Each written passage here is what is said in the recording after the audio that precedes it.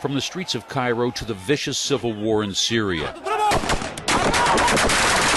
against the backdrop of renewed bombings in Iraq to a flare-up of violence in Lebanon, Israelis see the Middle East as a decidedly more dangerous place than it has been in years. Right here.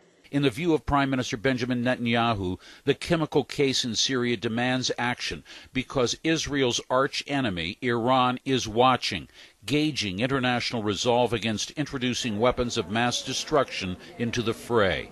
In a country sometimes consumed by Iran's perceived drive to obtain nuclear weapons, Israelis have been alarmed at President Barack Obama's hesitation to strike. There is concern that maybe, this hesitant America, an America that, for some understandable reasons, by the way, no longer wants to be the world's policeman, no longer is prepared always to stand up for the rights of innocence and to stand up for freedom around the world. From an Israeli perspective, that's very worrying because we're a very small country on the western edge of a largely extremely hostile and utterly unstable landmass.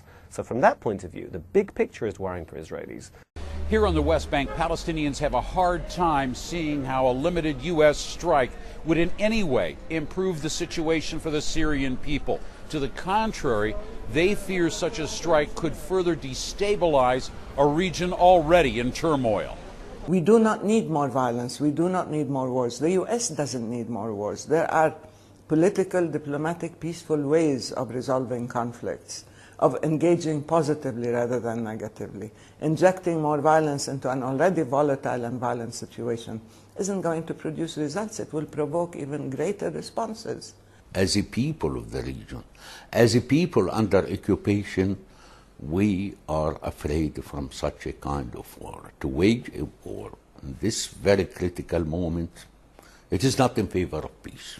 In Israel, about two-thirds of the public favors a U.S. strike, but a minority of Israelis and many Palestinians see the G20 summit as an opportunity for the Russians and Americans to at least try, once again, to work together. Israel has made its position clear, and the Israeli lobby has told the U.S. Congress that despite threats of retaliation against Israel, it favors a punitive strike.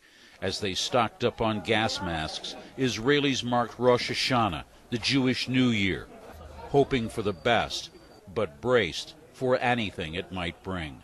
Jim Clancy, CNN, Jerusalem.